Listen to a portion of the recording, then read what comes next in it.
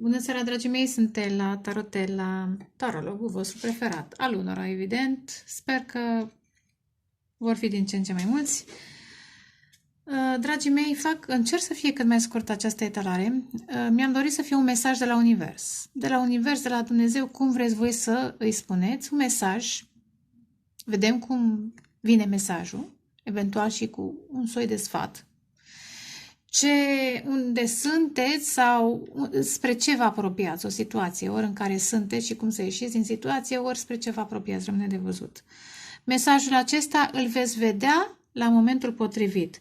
Puteți să-l ascultați și peste 3 luni de zile, dacă îl vedeți, dacă vă apare în față, ascultați-l că este pentru voi în acel moment. Pentru că uneori ne mai întoarcem, știți cum e viața, nu mergem tot timpul drept, cărarea noastră nu e liniară, da? Călătoria noastră, evoluția noastră nu e liniară. Puteți să-l ascultați, să-l auziți și peste un an și peste 2, oricând este valabil. Haideți să vedem ce urmează să primim, în fine, ca și mesaj. Am vrut să folosesc alte seturi de cărți. Oh, ce frumos! Magia! Decizii importante. Între miracol și magie. Decizii importante. Deciziile, interesant, 44 ne transformă, 44, 8, 35, 8. Deciziile ne transformă viața. Și cu fiecare decizie și cu fiecare transformare manifestăm magia din noi. O manifestăm. Știți cum? Și pe de altă parte simt că atragem și miracole. Miracolul este este un moment de grație divină care apare când ești la limita puterilor. De obicei, că asta e miracolul. Trebuie să fii undeva jos și apoi se întâmple magia pe care, într-un fel sau altul, o atragi prin decizia. Să zic, decizia de a te ruga, decizia de a spera, decizia de a merge înainte, decizia de a nu te lăsa. Apropo de 8, de a renaște, e o decizie, da? În cât timp se manifestă. Când simți că nu mai poți, atunci vine miracolul. Și uneori poate, pentru că tu de decizie nu știi exact dacă e miracol sau magie. Dar până la urmă, dacă e de bine, e de bine. La cap, ce frumos! Male preot. Apropo, roagă-te! Roagă-te să se întâmple miracolul. Roagă-te să se întâmple magia. Cum eu spune, este o grație. Și judecata. Rămâi în credință, rămâi corect, construiește integritatea și credința. Ce frumos, construiește templul din tine. Și în această construcție, interesant, dă-i cezarului banii, monedele, cei al cezarului și lui Dumnezeu, cea lui Dumnezeu, apropo de justiție, apropo de decizii. Da, interesant, da?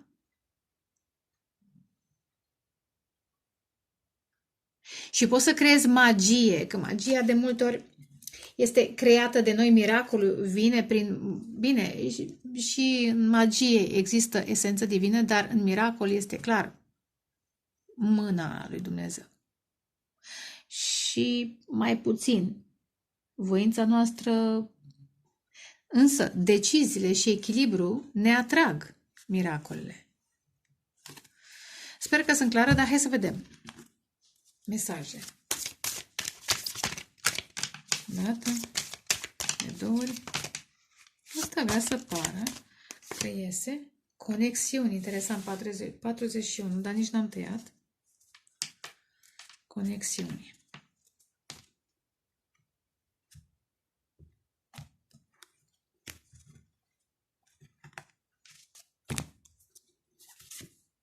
Destin. Wow!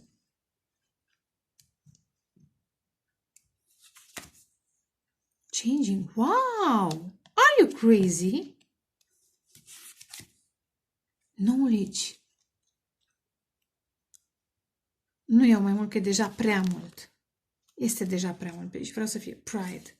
Interesant. Prosperity. Transformation.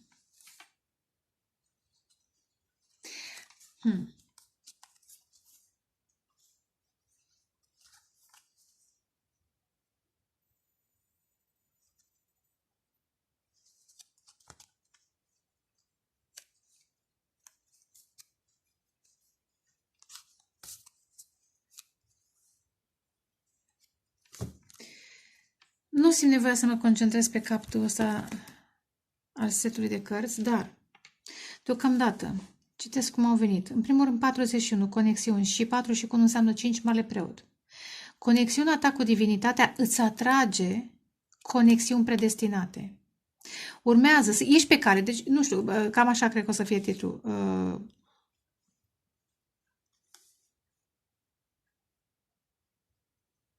În momentul în care asculți acest videoclip, ești pregătit sau pregătită să intri într-o conexiune orchestrată de divinitate. Orchestrată de divinitate predestinată, care îți va schimba destinul. Și knowledge cred că este, ai cunoștință, tu, ascultător, ascultătoare, ai cunoștință că această întâlnire, a ieșit, această conexiune îți va schimba destinul. Însă tu, între timp, încearcă și află mai mult, interesant, că văd și steaua lui David, află mai mult despre legătura ta cu Dumnezeu, pentru că o să ai nevoie de legătura ta cu Dumnezeu în această conexiune predestinată care îți va schimba viața. Dezvoltă-ți cunoașterea divină, cunoașterea despre tine, poate chiar și în plan fizic, corpul tău, bioritmul tău, cum să te transforme, apropo. 4 și cu 8, 48, da? Cât e? 12.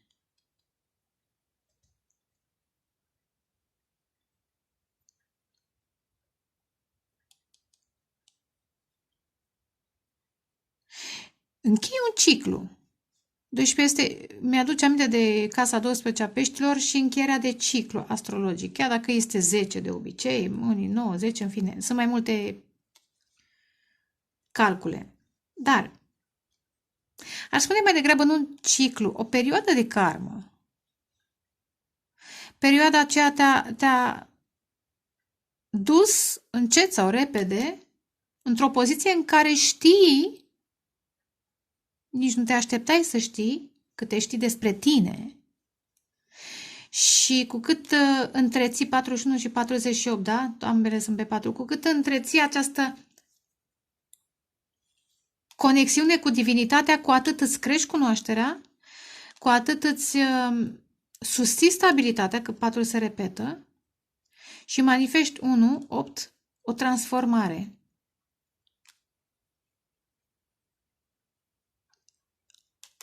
Ce aud?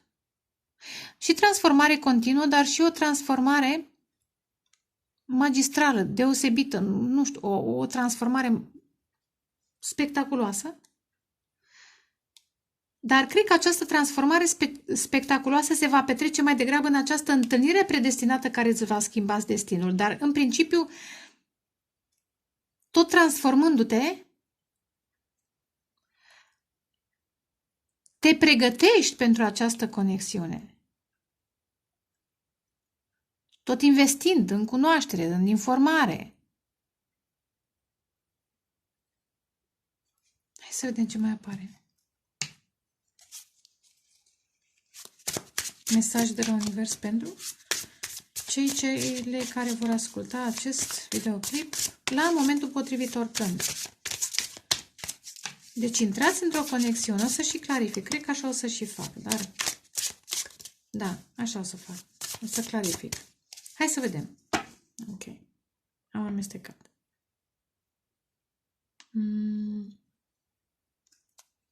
Hai să și tai.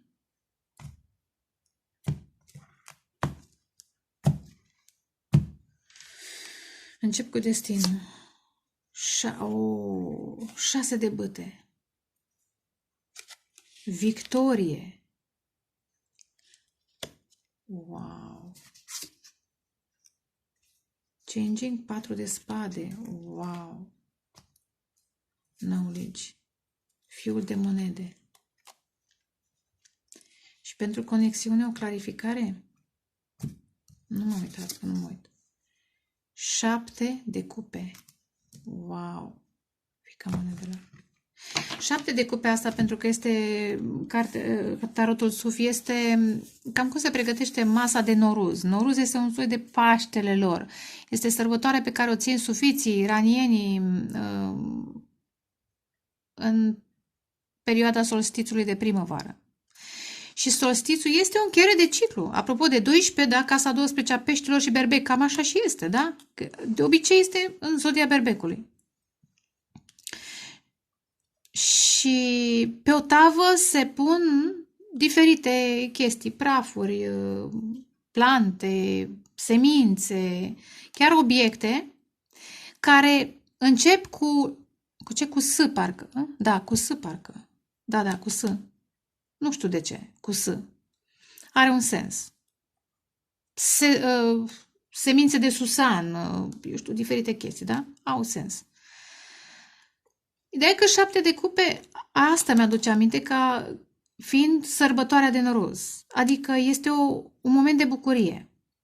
Și la noi am zis, de obicei se suprapune pe Paște. Paște este moarte și renaștere. Este o conexiune, conectându-vă la Dumnezeu. Cum am zis mai devreme, cărțile susțin ce am spus. Eventual o să reformulez. Sper o să îmbogățesc nuanțele. Conectându-te la Dumnezeu, casa 7 de cupe, care reprezintă 7 nori, 7 dimensiuni, cel puțin, da? Conectându-te la Dumnezeu, la divinitate și ieșind din planul material,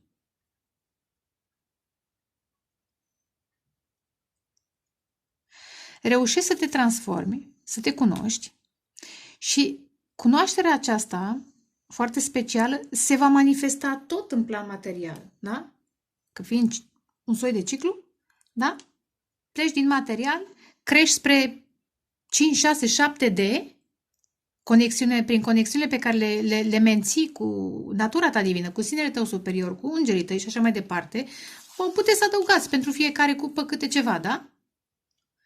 Crești, urci, energetic, vibrațional și apoi revii în destinul tău și produci magia. Eventual Dumnezeu vine și aplică miracolul, adică revii în destinul tău și ți-l schimbi. Dar schimbarea asta e până la un punct conștientă. Pentru că nu depinde în totalitate doar de tine, dar trebuie să participi constant, cavalerul de monede. Trebuie să lucrezi ogorul. Și nu e o grădină, e un ogor, cunoașterea. Nu ajungi ușor la cunoaștere, de-aia apare cavalerul de monede. Dar totuși cunoașterea pâși, te duce departe. La un moment dat o să ajungi într-un punct, la acel scal, unicorn, ce-o fi. Bine, nu e unicorn, dar pentru mine calul este o ființă specială, conectată la divinitate.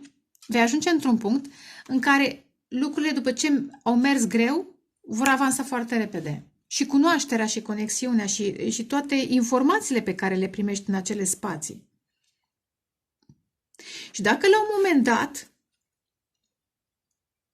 ai fost, pentru cât timp, poate să fie pentru ani de zile, pentru câteva luni de zile, pentru câțiva, câteva săptămâni ai fost în acest 4 de spade, în pat, ai stat, ai simțit fără energie, totul a fost ca să spiritul tău să capete cunoașterea de care are nevoie ca să-și schimbe destinul.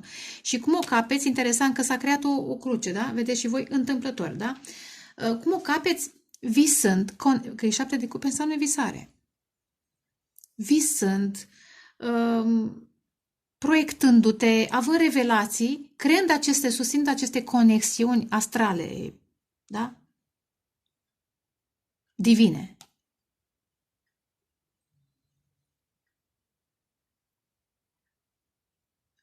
Și, repet, asta te ajută să ieși din 4 de spade și să aplici vindecare. Este o vindecare divină și uneori poate să fie conștientă, alteori să nu fie conștientă. Dar cred că până la un punct cam toți cei care ascultă pe aici au intrat în această cunoaștere. au început. Alții sunt la început de drum, alții la jumatea drumului, alții sunt mai avansați, da? Dar, bine, drumul este infinit. Dar se mai întrerupe în momentul în care, hai să nu zic în momentul morții, în momentul în care schimbăm viața cu o altă viață și așa mai departe. Dar nu vreau să ajung până acolo.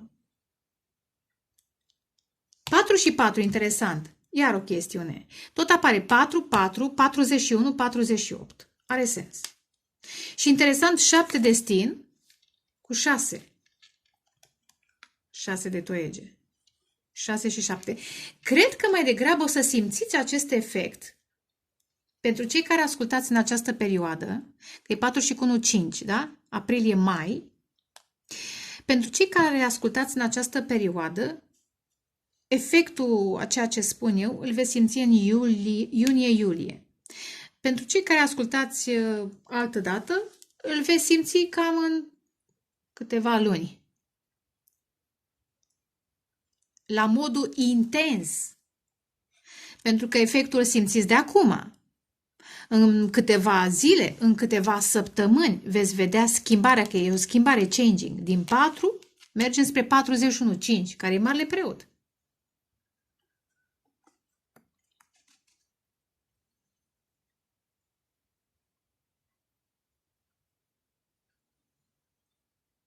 Și dacă ați avut momente de confuzie care v-au pus la pat, iar conexiunea cu divinul din voi, cu ce vreți voi, cu divinul deasupra noastră, care guvernează în universul acesta și alte universuri, da?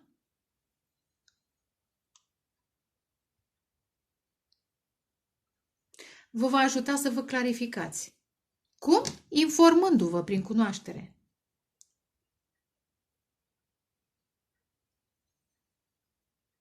Interesant, acum înțeleg. 48 înseamnă 12, iar este spânzuratul care se informează, primește semne divine cât stă atârnat. Bine, aici e 4 de spade. Nu e atârnat. E mai la pat, este într-un... e în cutie, apropo, ești în cutie. Dar 4 ar putea să fie și 4D. E un tranzit între natura asta materială cu care ne-am obișnuit, 3D, 4 și apoi celelalte dimensiuni. Dacă ați tot până acum în această stare, dacă ați dormit mai mult, ați visat, ați picat pe gânduri, n-ați avut energie, a fost pentru că spiritul vostru a simțit nevoia să se conecteze cu alte, da? Cum am spus mai devreme, alte forțe, alte dimensiuni, să le înțeleagă, dar să le înțeleagă altfel, dincolo de rațiune. Să se informeze.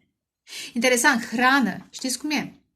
Mi-aduc aminte de ce zicea Iisus și a fost și tentat în pustie. Că spune pietrelor să se transforme în pâine și spunea, este scris, apropo de cunoaștere, este scris că Fiul omului poate să trăiască sau va trăi doar cu cuvântul.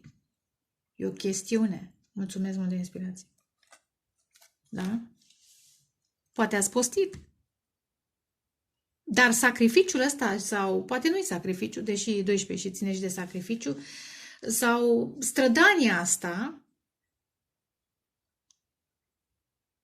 pe care unor poate n-ați înțeles-o, vă va aduce beneficii în foarte curând timp. În primul rând informaționale, apoi energetice. Veți reveni pe pământ mult mai energizați și dispuși să continuați să lucrați acest ogor și să culegeți și roadele. Interesant, culege și roadele. Și are sens culesul roadelor pentru că 6 de toiege înseamnă victorie. Cu alte cuvinte, sunteți pe cale să intrați într-o perioadă victorioasă a destinului vostru. Dar ce interesant, că de obicei la 6 de toiege, în cărțile de tarot clasice, este un bărbat care merge spre o femeie. Bine, aici este și public, este un public. Veți fi recunoscuți pentru munca voastră, în primul rând să nu uite ideea, pentru cunoașterea voastră, pentru conexiunea voastră cu alte forțe, pentru faptul că ați reușit să participați, nu zic vindecați, că nu vă vindecați singuri, să participați la acest proces de vindecare, voi și, da? Cei despre care am tot vorbit. Îngeri, protectori, ghizi, Dumnezeu, ce mai vreți voi să adăugați? Poate străbuni. Și veți fi recunoscuți pentru cel puțin o calitate care vă scoate în evidență. Și scoțându-vă în evidență, vă duce, știți cum e, ar putea să fie prima voastră victorie. Într-o cale, într-un context. Și de acolo te duce destinul. E așa, e o vorbă. Te duce, că e interesant că și 7 e faetonul. Și faetonul, aici este un cal, dar la faeton sunt 2 cai. Înseamnă că, iar revin la ce am spus mai devreme, este foarte posibil că nu doar conexiunea cu divinitatea, dar divinitatea va aduce o conexiune cu un anumit personaj care vă va schimba viața. Dar pentru asta și voi trebuie să fiți pregătiți, repet, vibrațional. Să ascultați eventual ce am zis mai devreme, că nu vreau să reiau, și să întâmpinați prima voastră victorie în această nouă direcție și apoi vine și cealaltă persoană. Și împreună, 2 victorioși vor schimba, prin această conexiune dintre cei 2, vor schimba ceva.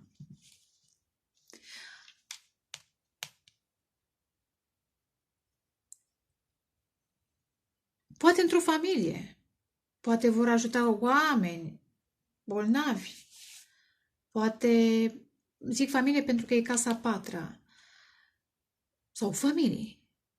Vor aduce schimbarea în familia lor, în casa lor, dar și în casele altora, aud. Și, știu, poate ține, interesant cum vine canalizarea. Poate unii veți lucra în echipă, da? Cu persoana respectivă, veți aduce vindecare, alții veți aduce cunoaștere, alții veți aduce spor, da? Din grâu ăla aduceți, da? Mâncare, apropo, mâncare celor care nu au. Am zis de design, nu mai știu. Dacă am zis, înseamnă că mă repet. Dacă n-am zis, asta e. Poate unii vă veți ocupa de design, design eco-friendly, da? Sustenabil.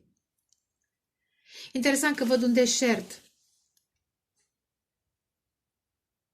Poate veți ajuta oameni din Africa. Africa este un mare potențial în acest moment pentru noua lume. Și aici văd un ogor. Eu știu, sunt niște lucruri. Vă veți aminti de această etalare, clar. Dar, la cap, o 10 de cupe, da? Veți fi împreună cu cineva, potrivit vouă, și veți ajuta și alte persoane să se bucure ca și voi. Și interesant, veți fi protejați. 8 de monede. Veți munci împreună, vă veți bucura. Interesant, poate unii veți face bani din dans.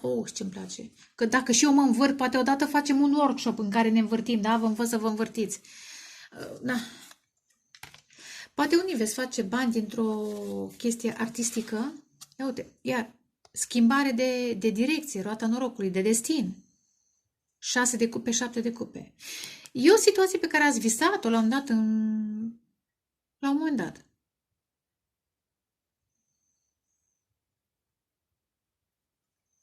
Pentru unii o atrageți dintr-o altă viață.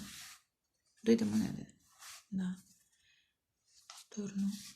Și da. Interesant, mi-atrage atenția sceptrul și inelul. Această izbândă vă va aduce o mare putere neașteptată. Poate să fie vitalitate, dar nu mă refer doar la vitalitate, mă refer la o soi de autoritate asupra voastră, asupra destinului vostru. Nu neapărat altora, că nu ne gândim în acolo. Deși pentru unii l-au dat în timp, în spate, după niște ani de zile, se va ajunge și acolo. Dar și inelul este un legământ. Un legământ, în primul rând, față de Dumnezeu. Apoi față de, eventual, de persoana cu care veți intra în curând. Conexiunea este rapidă și apoi victorile vin. Prima victorie, pe urma a doua. Pentru unii simt că mai întâi vă conectați și apoi vine prima victorie, pentru că vă ajustați și unul și celălalt vibrațiile. Da, are sens. Mai dăm eu... Hai că am vorbit destul. Mai dăm o concluzie. Concluzie? Hai. O concluzie. Oricum e faină. E fain mesajul. Sau, nu e, da, e tot o etalare, dar este un mesaj de la univers. Deci magia se întâmplă, miracolele se întâmplă. Iar conexiunea asta predestinată, poate personajul este, nu că poate cu siguranță. Pentru unii e un personaj care iese în evidență, care are un public în jurul său, care are mare putere și pe care Dumnezeu vi aduce în viață ca să colaborați, să vă schimbe viața, să colaborați și să fiți alături de ei. E ceva. E ceva și ăsta e miracol.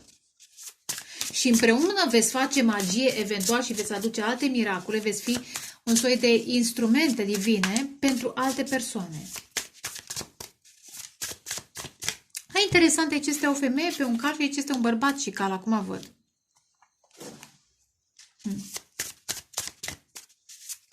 Da, unul s-ar putea în această conexiune să aibă putere materială, că văd spicul de grâu, care ține de spor, și celălalt să aibă cunoaștere.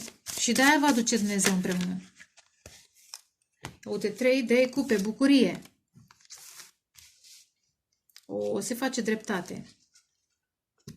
Concluzia este că vă veți bucura de viață după ce, da, de regele de monede, de viață, de spor, de altfel de prieten, altfel de mediu. Interesant ce pică. 10 de până a vrut să pice invers. A venit, dar a vrut să pice invers. Se face dreptate.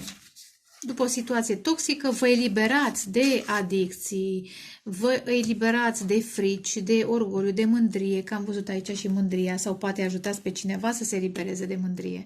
Poate un personaj este foarte prosper, apropo de regele de monede, și e mai mândru, dar relație cu voi își dă seama că știe prea puțin. Are prosperitate, dar voi aveți cunoaștere. Interesant, da? Și voi sunteți împreună ca să echilibrați niște forțe. Și dacă acest personaj are prosperitate și celălalt nu are și a trebuit să muncească pentru pâinea aceea de toate zilele, prosperitatea celuilalt îl ajută, da? Pe cel care s-a epuizat, de-aia stă și la pat. S-a epuizat în, eu știu, treburile de zi cu zi, iar cunoașterea celuilalt îl va ajuta pe celălalt să se elibereze de situații toxice, de persoane toxice, de adicții, de mândrie, de orgoliu, de niște chestii, da? Are sens. Foarte fain. 3 de cupe, 2 suflete pereche, 2 într-unul. Dar simt că sunteți 2 și cu un ghid. Asta simt în acest moment. Că a treia persoană este un ghid spiritual. Poate să fie și cele 3 grații, dar simt că este bucuria voastră și iar văd protecție ca la 10 de cupe. Frumos, frumos. Și regele de monede. Am zis prosperitate. Oh, și îndrăgostiții. Dar vine repede, 9 de cupe. Bucurie. Bucurie mare. Și această bucurie este... Ce fuel?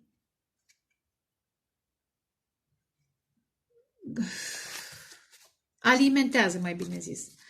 Alimentează decizia cuiva de a veni spre voi. Am zis bine? Sper că am zis bine. De a declara dragostea și de a dori să vă protejeze.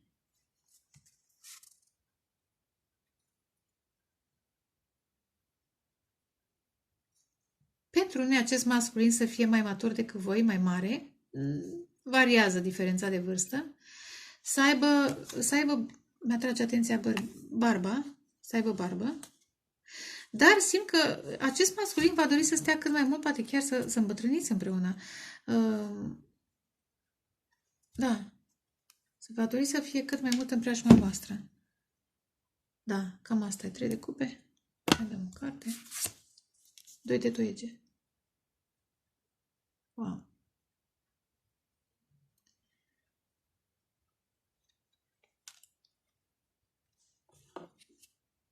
4. 2 și 4. Iar bucurie, bucurie. Zero. O nouă relație. Veți fi în niște locuri foarte speciale. Bine, e ca un templu divin. Clar că, dincolo de această lume materială, noi suntem într-o alta, eterică. Deasupra voastră vor fi în tot timpul binecuvântări și veți fi protejați. Însă, trebuie să specific că această schimbare de destin cu acest personaj, vă schimbați unul pe celălalt, vă va duce în locuri în care nici n-ați crezut vreodată. Da? Ia uitați, de la pustiu, că și patul era într-un deșert, de la pustiu, de la puțin, la foarte mult. Foarte, eu știu, strălucitor. Cam asta simt. Veți trăi și veți vedea. Veți auzi acest videoclip când sunteți aproape să trăiți, să sunteți pregătiți. Să-l ascultați, să-l înțelegeți și apoi să-l trăiți. Să-l manifestați eventual, să participați conștient la manifestarea acestor mesaje. Cam atât. Vă doresc dragoste, pace, creștere spirituală și vă pup. Numai bine. Ceau, ceau.